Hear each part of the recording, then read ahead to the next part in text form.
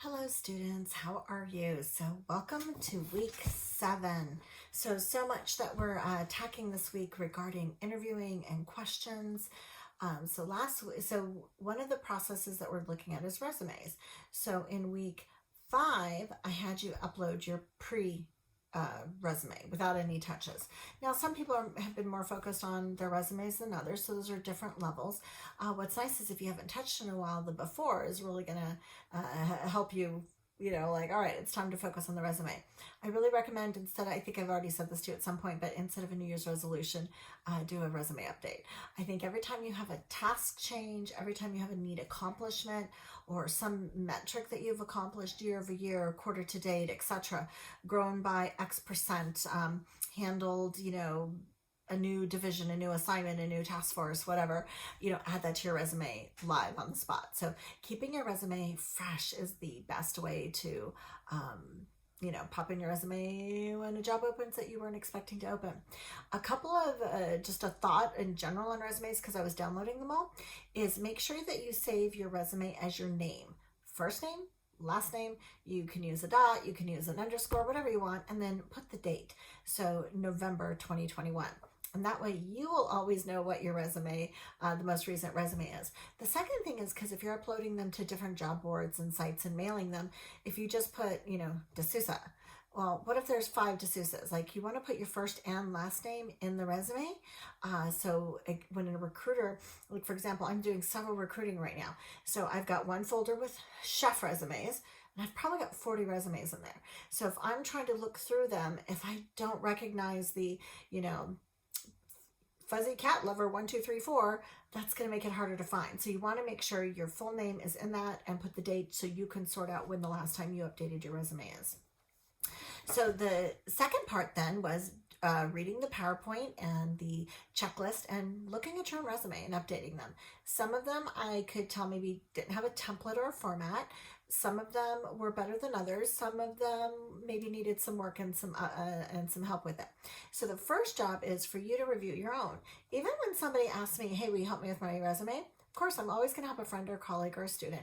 But the first thing is I send them the PowerPoint and the checklist. I said, here, review these 2 items, do a self-scrub first, and then I'll help you. I'm not going to help you from scratch because I usually do a complimentary. No, I always do a complimentary. I'm like, review it, and then I'll help you because I want to help somebody come up with interesting metrics and an interesting way to describe their jobs and what they've accomplished. That's what I want to focus on, not cleaning up their spelling or telling them they picked a crappy font. So there you go. So the next step. So this is step 3. This week, I am going to be partnering you with somebody. The partnerings will be random. No rhyme, no reason. I'm just going to be randomly shuffling. And then I'm going to be sending an email to both partners. So Joe and Susie, you're partnered together. Here's each of your first round resumes. So it's not the before, it's the one you should have done a pass through. And you're going to switch. Each person is going to grab the others.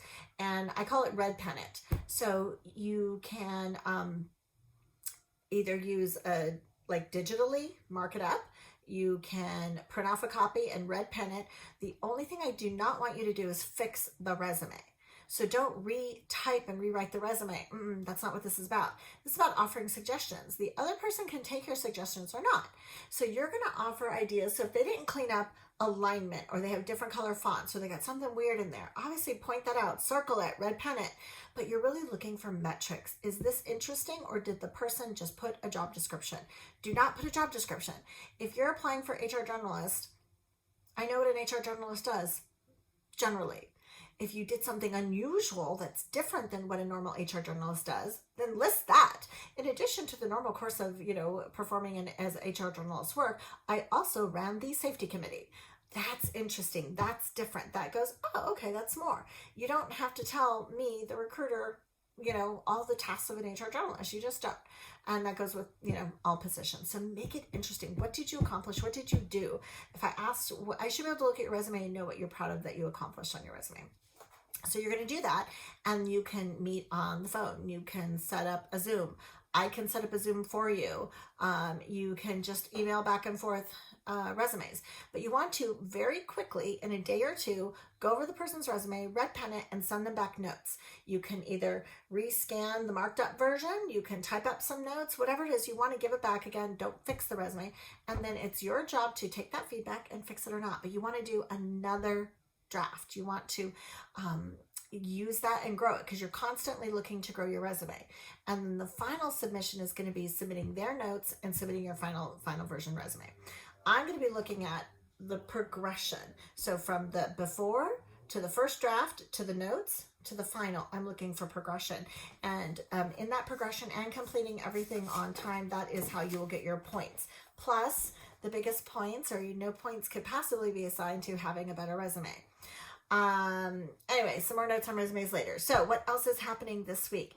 So a few more chapters to read. We're actually almost done with the book and all of that. So there is a couple of extra credit assignments this week, and these might be the last extra credits. Probably, but anyway, we'll see. And there's some, we really want to dive into a little bit more into the questions, job offers. It's kind of interesting, the concept of doing job offers even for hourly positions. You know, why not? So this more quickly you can offer a job and secure that, the more likely it is they'll show up. It's so frustrating offering and then somebody just ghosts you, and they don't show up for work. But it's also frustrating as a candidate. You're like, okay, I think I got the job. They said it, but I haven't heard anything. So getting that welcome and getting that offer letter, that's like, bam, that's next level. I got it. I feel good. I'm probably going to be less likely to go and continue my interviewing process with other companies. So you want to do that and continue that. And we're starting to look at questions. What's going to be coming up is the person that you're reviewing their resume, review it well and keep it in mind, because there's an activity coming up next week that you are going to be writing structured and unstructured questions specific to that person and their resume and their experience. Everyone should be assuming that we're applying for HR jobs, and we're going to be continuing that process. So that'll be a good pull through for a couple things. So lots of stuff. Just kind of keeping in mind some things coming up. So the quiz is coming up. The next quiz will be for weeks 5, 6, and 7. This is week 7. So this is the third week of that period for the quiz. So that'll be next week. So that's coming up. Our next live Saturday, or last live Saturday, is coming up on December 4th. Now we're going to be doing human capital planning. It's critical that, not critical, but it's important for you to understand the material in a way that will really help you pass the quiz. The final quiz is to be in that class and to learn it. It's such a complex thing. So I'm asking two things. Once week 9 is open, I'm asking you to read the materials in the PowerPoint. Look them before you ever get to the class on Saturday. And then Saturday it'll be lecture, and I'll have a class activity, put you off in break rooms, things like that. So please strive to be there. Now, if anyone's having a work issue, let me know. I'll write a note to your boss. I'll call your boss. I have no problem doing that, because these Saturdays are worth 40 points. So if you've missed one already, or you continue to miss, like, you know, I want you all to pass the class. Everyone's working hard on this, and missing 2 or 3 Saturdays, you'll be lucky to pull out a C. And that's only if you really ace all the quizzes. So be thinking about that. And then, yeah, so we're getting, I think that's good. That's good for this week. So I don't want to make it too long. All right. So attack this week with fervor, and be thinking about questions. Oh, one of the things with the questions that I'll do is students I always have these activities where students are coming up with questions. And so I take all those questions, put them together, and I kind of make question banks. And I'm going to give you guys that. I think it's fun to kind of have some questions to go back on. And what I do is I have my personal favorite questions. So as I develop interviewing guides, and I shared my a sample interviewing guide, I think it was for a front desk clerk. I shared that with you, but every interviewing guide I do is I really try to find interesting questions relevant to that job, that company. Like right now I'm recruiting for an executive director for I Love a Clean San Diego. So I look through their core values, and I look at the job posting that they created, and I based my interviewing guide for some of the questions out of that. Then it's senior leadership. So basing questions, senior leadership. It's a multi-generational group. How do you manage multi-generations? And they're still doing a lot of work, remote work. So how, you know, how do you manage, how do you motivate and manage a remote workforce? So really, really targeting those. So I always have some of my favorites for senior leadership, for hourlies, for middle managers. And I keep my little side list. So when I'm developing those guides, I pop up my list. I'm like, oh yeah, I forgot about that question. I love it. Other than my favorite, which I hope you watched on Finn, is what did you find unfair at a previous job? And what was it? What'd you do about it? And what's interesting, what he said is when you do references, then ask them, what did Susie Q find unfair? And see what that matches. And also, here's why I like that. I like to hear what they think is unfair. Did they think it was unfair that, you know, I thought it was unfair that, you know, my schedule got changed and I couldn't have a set schedule? Or is it something a little more complaining? Or is it, I thought it was unfair that the manager didn't treat all employees fairly and they seemed to single out the older worker and I didn't really care for that. So I talked to my manager, and when he wouldn't change his ways, I left, you know? So it's going to tell you something about their character. And I think it's very fascinating, that question. Some people are like, most of the time I get, let me think a moment. That's a really good question, you know? And so that's what I like, when people are like, oh, that's a really good question. And you get surprised. I think one of the best thing to do is ask questions that you're genuinely interested in knowing the answer. So if there's some characteristic you know that your company needs, like maybe there's very little upper management guidance. So maybe your question for managers in that area in your department would be, are you a self-starter? Give me examples of how you're a self-motivator or self-starter. What do you look for if you are lacking in a knowledge, skill, or ability? How do you get training?